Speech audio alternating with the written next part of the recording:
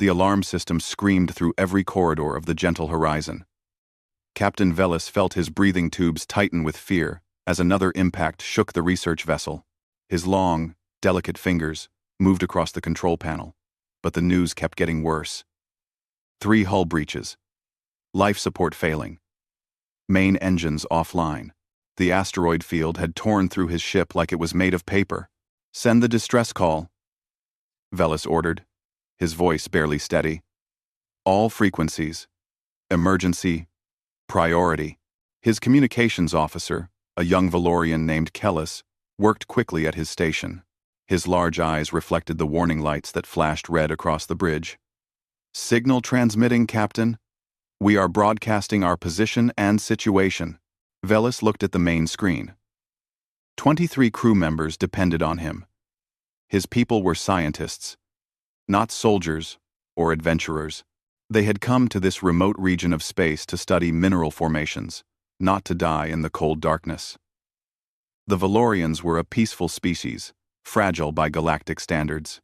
Their homeworld had low gravity and calm weather. Space travel was still new to them, still dangerous. "How long do we have?" Velis asked his engineer. The answer made his blood run cold.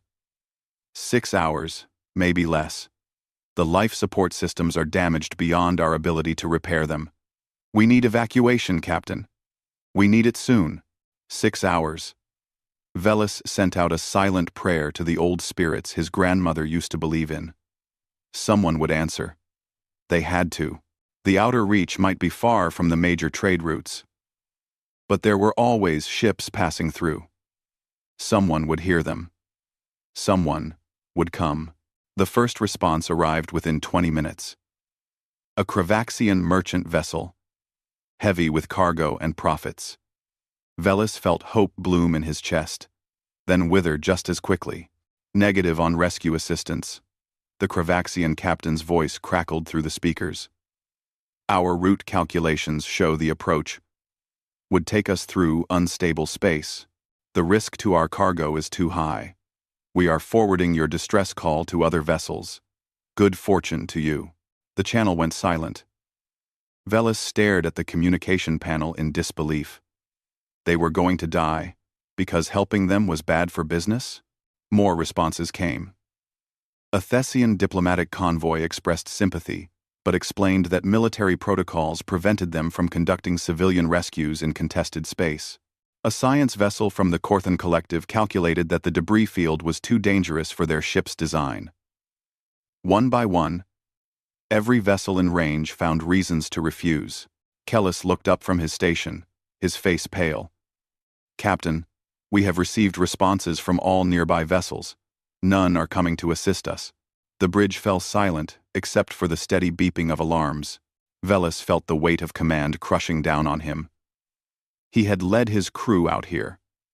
He had made the decision to survey this sector, and now they would all die because he had been too ambitious, too eager to make discoveries. "Wait," Kellis said suddenly. "Captain, we have one more response coming in. It's from a human ship. Humans." Velis searched his memory. He had heard of them. A new species. Barely 40 years in space. Primitive by galactic standards. They came from some distant world that had only recently developed faster than light travel. What could they possibly offer? "Put them through," Velis said. A female voice filled the bridge, speaking in accented but clear galactic common. "Gentle Horizon. This is Captain Kate Morris, of the human cargo vessel Steadfast. We have received your distress call and are altering course to assist. Our estimated arrival time is 4 hours and 30 minutes. Hang tight. Help is coming." The tone was strange. The human sounded almost casual, like this was a routine matter. Velis felt confused. Did she not understand the danger? Did she not realize that every other ship had refused? "Captain Morris," Velis said carefully, "we appreciate your response, but you should know that the situation is extremely dangerous. The debris field is unstable, our ship is tumbling, and the docking systems are damaged. Multiple vessels have deemed the rescue attempt too risky. There was a pause. Then the human woman spoke again, and Velis could hear something in her voice. Amusement? Confidence? Captain Velis, we have successfully operated in Earth's orbit during meteor showers. We have flown through solar flares. One time, we had to land on a moon with an active volcano. Trust me when I say we can handle some rocks and a spinning ship. Just keep your people safe and calm. We will get you out. The channel closed before Velis could respond. He looked around his bridge at his crew. They all stared back at him with the same question in their eyes. Could they trust these humans? Did they have any choice? All crew. Velis announced over the ship-wide intercom. Prepare for evacuation. We have assistance incoming. Secure all research data and personal items. Move to the designated safe zones and wait for further instructions. Kellis worked at his station, pulling up information about humans. What he found made his eyes grow even wider. Captain, I am reading the database entries on humanity. Their homeworld, Captain, it is classified as a Class 12 Deathworld. The gravity alone is 3 times our standard.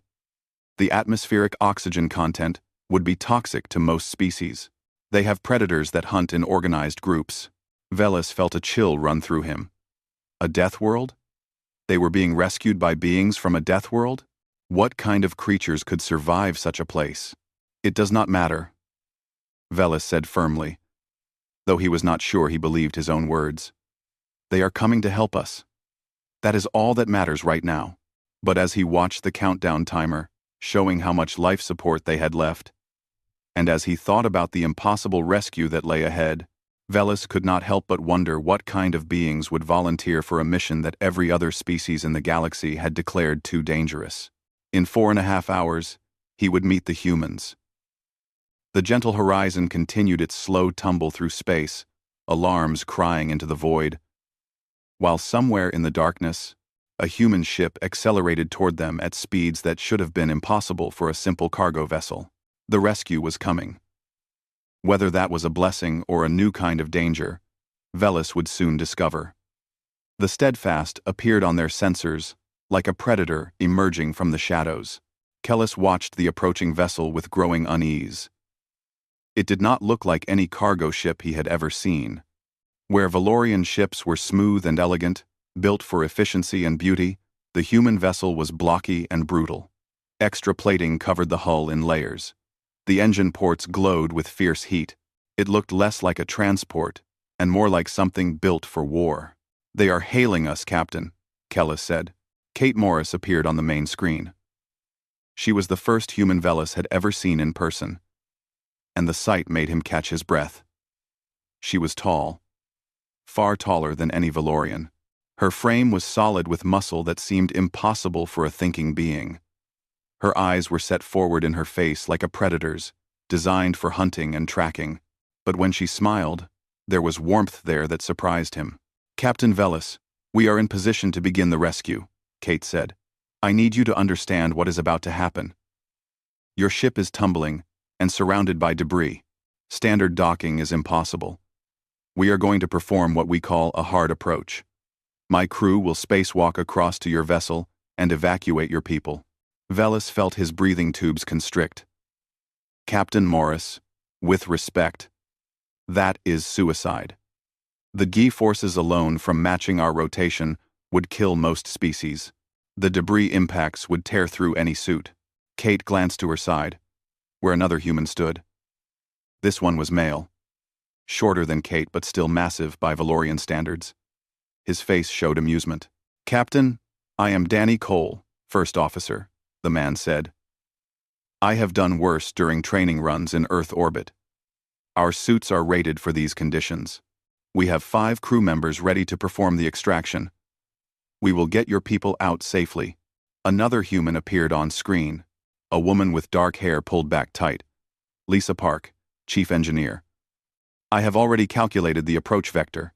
We will fire magnetic grapples to stabilize the connection, then cross on tether lines. Standard procedure for us." "Standard procedure?" Velis looked at his own crew. They were all watching the screen with expressions of horror and fascination. What kind of species considered this standard?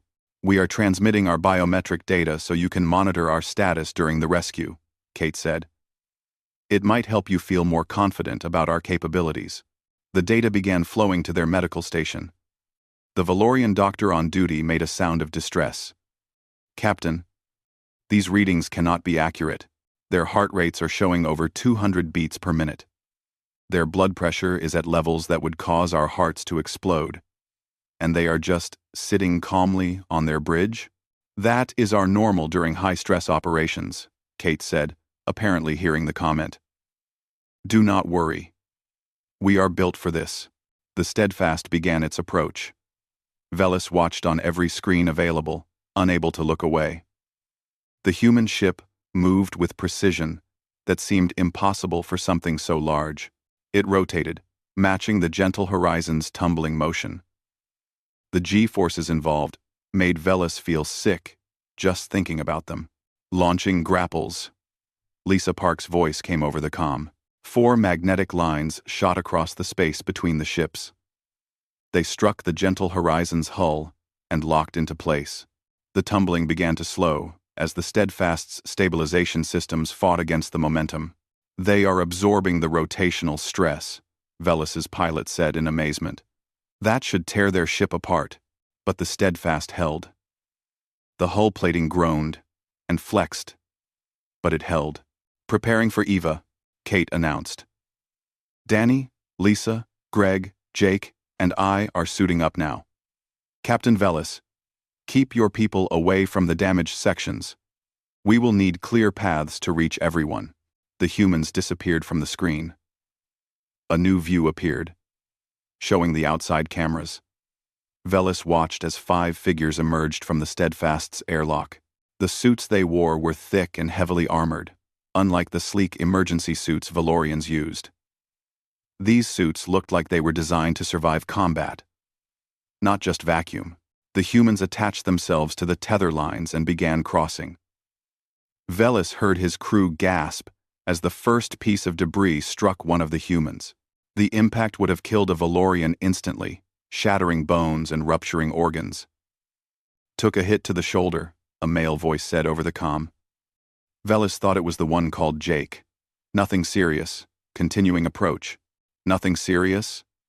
Velis pulled up the impact data.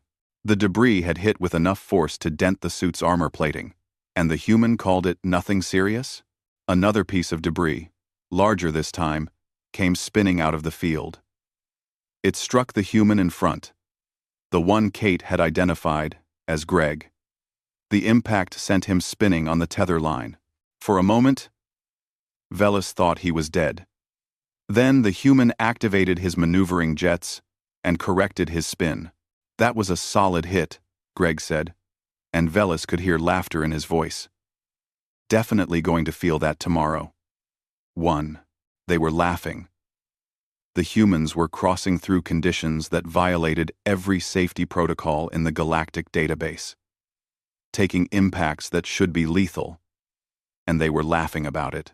Kate reached the gentle horizon first. She pulled herself to the damaged airlock and examined it with her helmet lights. This is not going to open normally. Lisa, bring the plasma torch. On it, boss. The one called Lisa Park reached the airlock and pulled a tool from her belt. A bright blue flame erupted from its tip. She began cutting through the twisted metal like it was soft clay. Sparks flew everywhere. Inside the ship, Velis could hear the sound of the cutting, a high-pitched whine that made his teeth ache. Kellis, Velis said quietly. Pull up everything we have on Earth. I want to know what kind of world creates beings like this. Kellis worked frantically at his console. His face went pale as he read. Captain, Earth's surface temperature ranges from below freezing to hot enough to kill most species. The weather includes storms with winds that reach hundreds of kilometers per hour. The tectonic activity causes regular earthquakes. There are volcanoes that can destroy entire regions, and the native predators. He paused, his voice shaking. Captain, Earth has creatures called sharks, bears, and crocodiles. They are all predators. Some hunt in packs. Some are larger than their prey. And humans survived this? Velis asked. Not just survived, Kellis said, reading further. They thrived. They spread across the entire planet, into every environment. They adapted to frozen wastelands and burning deserts. They are endurance hunters, Captain. They would chase their prey for days until it collapsed from exhaustion. They are built to never stop, never give up. On the screen, the humans had breached the airlock. Kate Morris pulled herself through the opening, her powerful form moving with grace despite the heavy suit. Behind her, the other 4 humans followed. Gentle Horizon, this is Morris. Kate's voice came through clearly. We are inside your vessel, beginning search and rescue operations. Where are your crew members located? Velis forced himself to focus. Fear and wonder could wait. His crew needed saving. We have 3 groups. 10 in the main lab, 8 in crew quarters, and 5 trapped in engineering. Understood. We are splitting up. Keep this channel open. The humans moved into the dying ship, and Velis watched through the internal cameras. He watched as these beings from a death world came to save them, and he wondered what humanity would mean for the galaxy. Kate Morris moved through the corridors of the Gentle Horizon with practiced efficiency. The ship was dying around her. Sparks fell from damaged electrical systems. Loose debris floated in the zero gravity. Toxic gas leaked from broken pipes. To Kate, it felt almost routine. She had trained in worse conditions back on Earth. Main lab located, she spoke into her comm. I count 10 Valorians. They appear uninjured but frightened. The Valorians huddled together in the corner of the lab, their large eyes fixed on Kate as she entered. They were so small, so fragile. Each one barely reached her chest in height. Their bodies were thin and delicate, built for a gentle world. Kate felt a surge of protectiveness. Hello, she said, keeping her voice soft. My name is Kate. I am here to take you to safety. Can you all move? Is anyone injured? One of the Valorians, an older male with gray markings, stepped forward. We can move, but the path to the airlocks is blocked by debris. We tried earlier and could not clear it. Kate looked at the corridor he indicated. A support beam had collapsed, blocking the passage. Sharp metal edges jutted out at dangerous angles. For Valorians, it would be impossible to pass. For Kate, it was just another obstacle. Wait here, she said. Kate moved to the debris pile and grabbed the main support beam. She braced her feet against the wall and pulled. Her suit registered the strain. But Kate's muscles, built by Earth's heavy gravity, handled the load easily. The beam groaned and shifted. With one more pull, it came free. Kate tossed it aside and began clearing the smaller pieces. The Valorians watched in stunned silence. What Kate did without thinking was impossible by their standards. She was moving metal that would take several of them, working together with tools to shift. She did it with her bare hands. Path is clear, Kate said. Everyone follow me. Stay close and move quickly. She led them through the damaged corridors, her helmet lights cutting through the darkness. Behind her, the Valorians struggled to keep pace. Kate had to remind herself to move slowly. What felt like a casual walk to her was a desperate rush for them. In another section, Danny Cole found the crew quarters. 8 Valorians were trapped behind a door that had been jammed shut by the hull damage. Danny examined the door frame, then simply kicked it. The metal buckled under the impact. 3 more kicks, and the door collapsed inward. Everyone okay in here?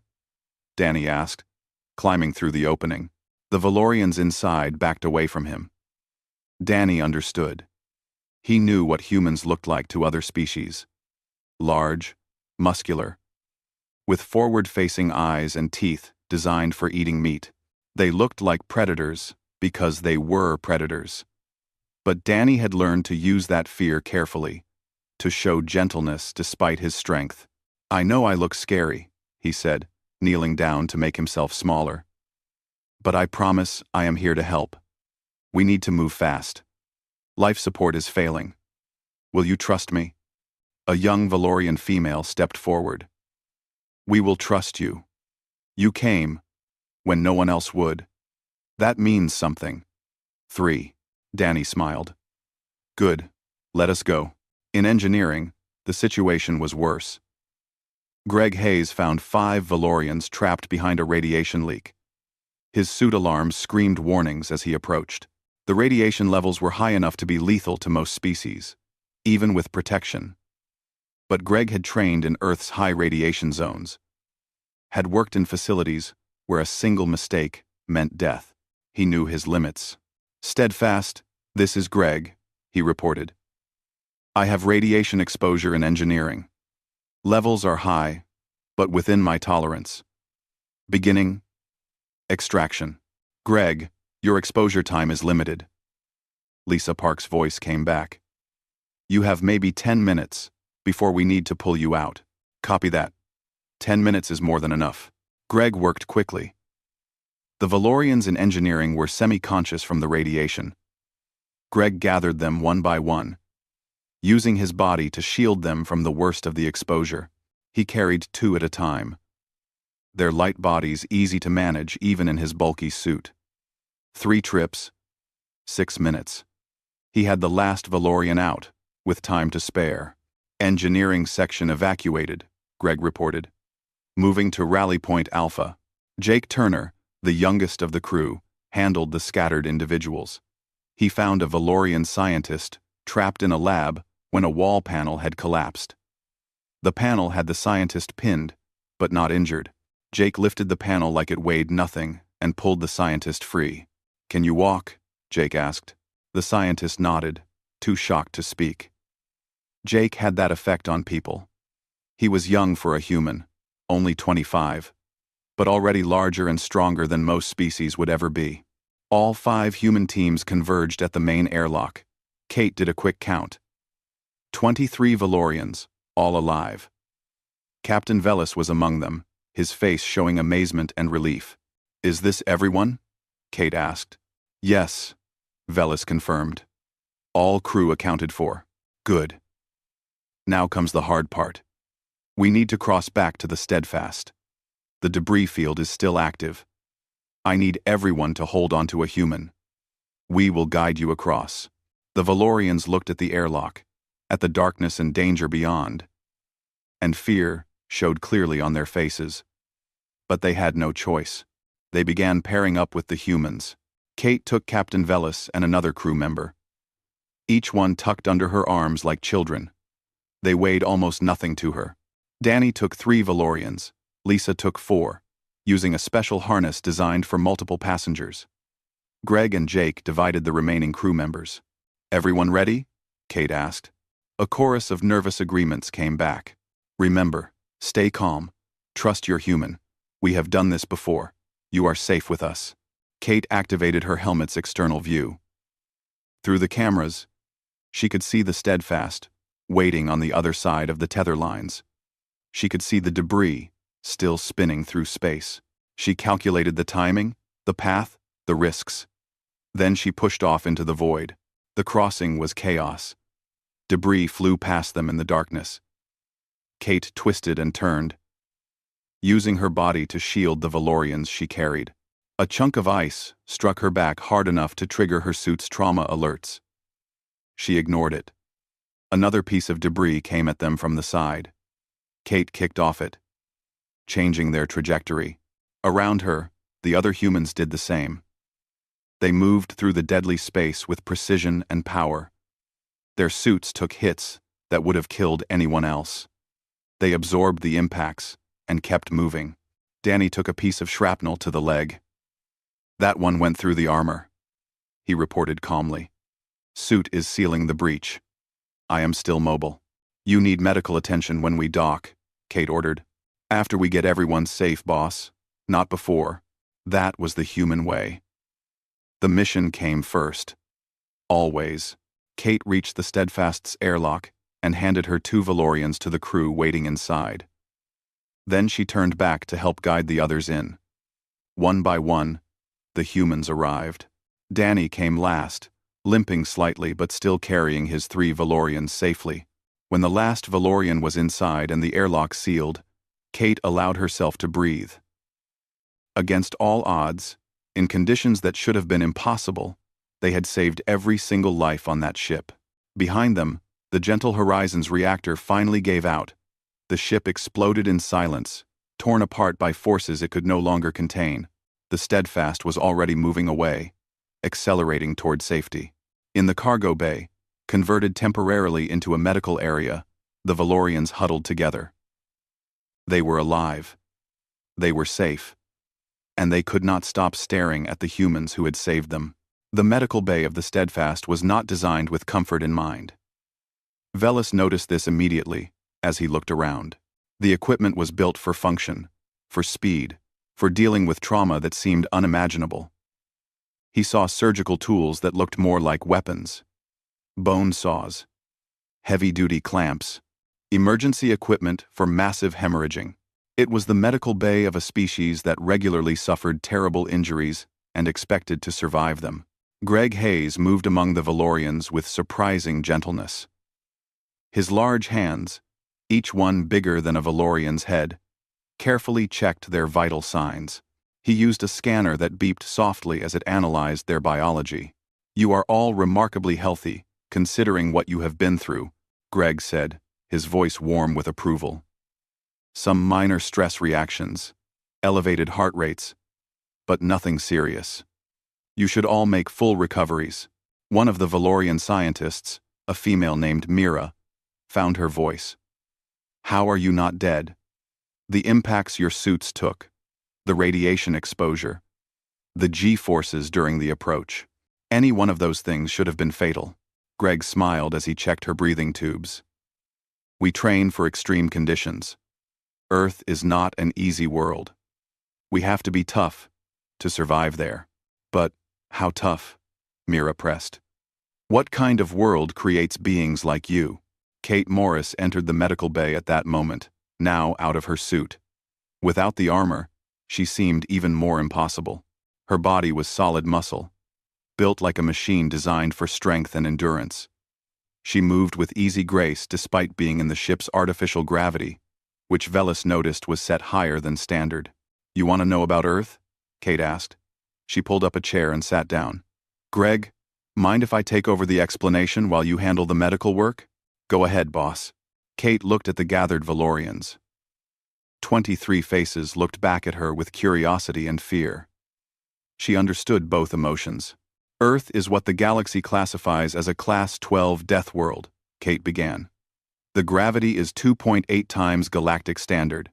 That means everything on Earth is heavier, denser, stronger. Our bones are thick to handle the pressure. Our muscles are powerful because they have to be. A Valorian on Earth would be crushed by their own weight. We live in that gravity every day of our lives." The Valorians made sounds of distress. Velis could barely imagine it. His homeworld had gravity less than half of galactic standard. To think of gravity nearly 3 times stronger made him feel sick. "The atmosphere is oxygen-rich," Kate continued. 21% oxygen. That is high enough to be corrosive to most species. It is also what allows us to have so much energy. Our bodies burn hot and fast. We can run for hours without stopping. We can fight, work, survive in conditions that would kill most beings in minutes. Danny Cole entered the bay, his leg bandaged but his walk steady. "Tell them about the weather, Kate." Kate nodded. "Earth has violent weather. We have hurricanes with winds over 300 kilometers per hour. We have tornadoes that can lift vehicles into the air. We have lightning storms where electricity arcs from the sky to the ground. We have blizzards that bury entire cities in frozen water. And we have droughts that turn fertile land into desert." Kellis, the young Valorian who had been studying humans earlier, spoke up. "Your world is trying to kill you constantly. How did your species survive?" "Well, we adapted," Kate said simply. "We are not the strongest species that evolved on Earth. We are not the fastest. We are not even the most dangerous. But we are the smartest. and we never give up. Humans are persistence hunters. When our ancestors hunted prey, they would follow it for days, sometimes weeks, until the prey collapsed from exhaustion. We just kept going. We always keep going. Lisa Park joined them, carrying a tray with drinks. She handed one to Kate and offered others to the Valorians. We also learned to work together. Earth is dangerous, so humans form tribes, communities, nations. We protect each other. When we heard your distress call, we did not think about the danger. We thought about people who needed help. But why? Velis asked, the question that had been burning in his mind. Every other ship refused. They said it was too dangerous. Why did you say yes? The humans exchanged glances. Something passed between them, an understanding that did not need words, because it is the right thing to do. Kate said finally, on Earth, we have a saying, leave no one behind.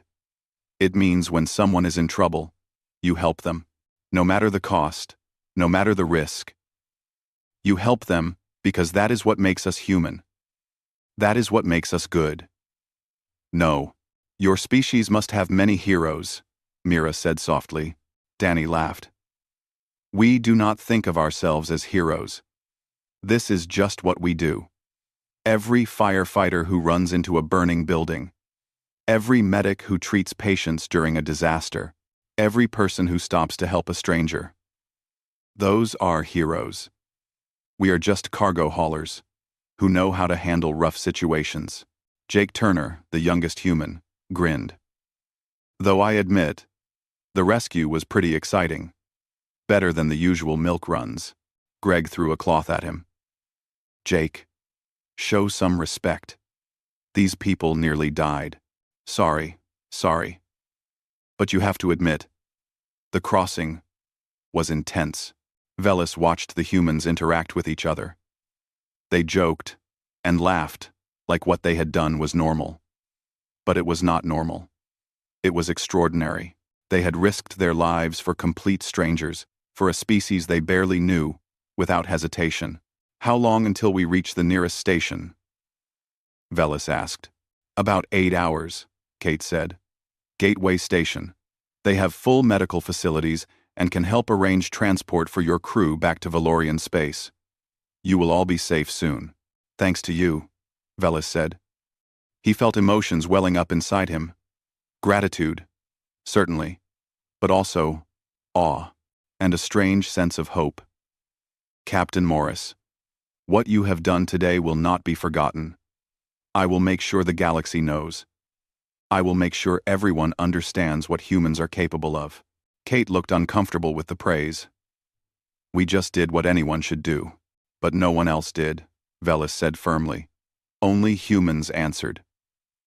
The Valorians around him made sounds of agreement. They all felt it. The weight of what had happened. They had been abandoned by species who called themselves civilized, called themselves advanced, and they had been saved by the newcomers, the Hellworlders, the species everyone else looked down upon. Tell me about Gateway Station, Kellis said, changing the subject but not really. Will there be other humans there? A few, Danny said. We are not common in the outer reach yet. Most humans stay closer to Earth. But that is changing. More human ships are heading out every month. We are explorers by nature. We want to see what is out there. The galaxy should be grateful for that, Velis said quietly. Because if more humans are like you, then we are all safer than we were before. Kate stood up. Get some rest, all of you. You have been through something terrible. Let your bodies recover. We will wake you when we approach the station.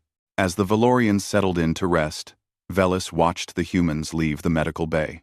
They moved with easy confidence, already discussing the repairs needed to their ship, the reports they would have to file, the next cargo run.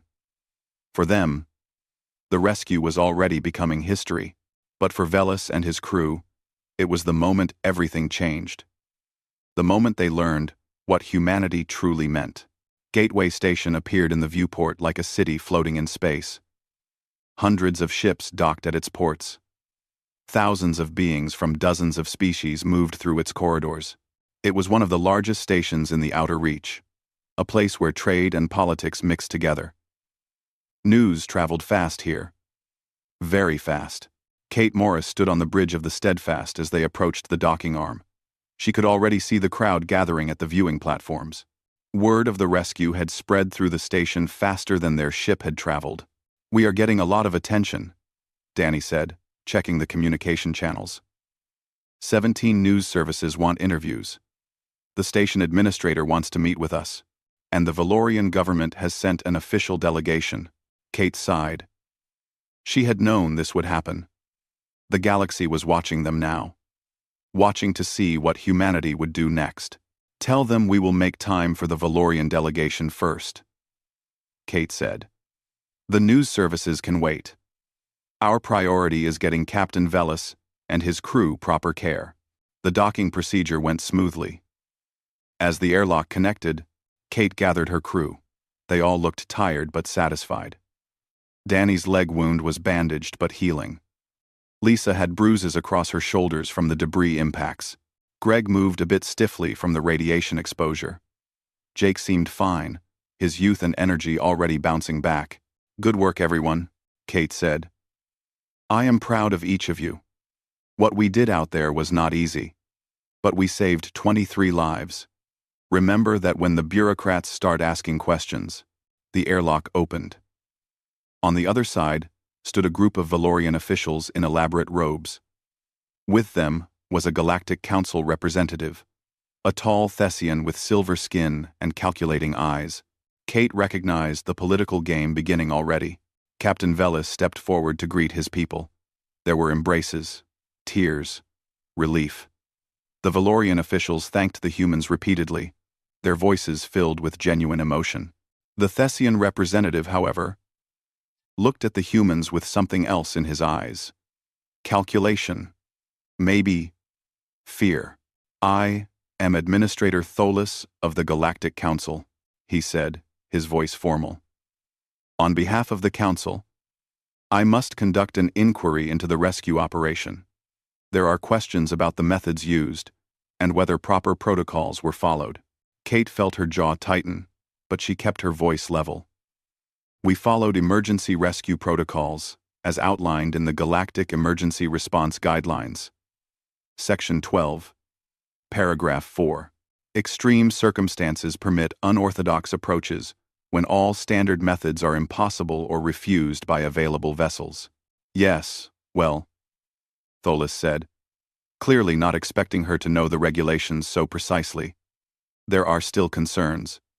Your species is new to space travel. Some members of the Council worry about humans operating in dangerous situations. You are very physical in your approach." "We saved lives," Danny said flatly. 23 beings who would be dead right now if we had not acted. Is the Council really going to complain about that? Tholis looked uncomfortable. "The Council appreciates the humanitarian effort, but we must consider the bigger picture. Humans come from what is classified as a death world. You are physically powerful, capable of surviving conditions that would kill most species. Some fear what this means for galactic stability." Kate understood what he was really saying. The galaxy was scared of humans, scared of what they could do, what they could become. Before she could respond, Captain Velis stepped between them. His small frame seemed to grow with determination. "Administrator Tholis," Velis said, his voice carrying across the docking area. "I have read the reports from the other ships that received our distress call. The Kravaxian merchants, the Thessian convoy, the Corthan science vessel. They all refused to help us. They called the rescue impossible. They said it was too dangerous. But the humans came. They asked for nothing in return. They risked their lives to save ours." Velis turned to face the growing crowd that had gathered. More beings were arriving every moment, drawn by the commotion. "For too long the galaxy has prided itself on being civilized," Velis continued. "We build beautiful ships and speak of honor and dignity. But when my crew needed help, When we were dying in the darkness, it was not the civilized species who answered. It was the humans, the Hellworlders, the beings everyone dismisses as primitive. The crowd murmured. Velis was not done. They did not hesitate. They did not calculate profit margins or risk assessments. They just came. And in doing so, they showed us what true civilization means. It means helping those in need. It means courage in the face of danger. It means, as Captain Morris told me, leaving no one behind. Administrator Tholis opened his mouth to speak, but Velis held up a hand. The Valorian government has authorized me to offer Earth and humanity a formal alliance. We recognize humans as full members of the galactic community, with all rights and privileges. Furthermore, we are establishing trade agreements and mutual defense pacts. Any species that considers humans dangerous should remember this day. Remember that humans use their strength to save lives, not take them. The crowd erupted in mixed reactions. Some species cheered. Others looked worried. The Thessian administrator looked like he had swallowed something bitter. Kate felt a hand on her shoulder. It was Kellis, the young Valorian scientist. "Ah, Captain Morris," Kellis said. "I have submitted a formal request to study with your crew. I want to learn more about humans and Earth. I want to understand your culture. Would you accept me as a temporary crew member?" Kate looked at the young Valorian, saw the curiosity and courage in his eyes. She smiled. "Welcome aboard, Kellis, but I have to warn you, life with humans can be intense." Kellis laughed. "After what I have seen, I think I can handle it." Over the next hours, 3 more cargo companies contacted the Steadfast asking about human crews.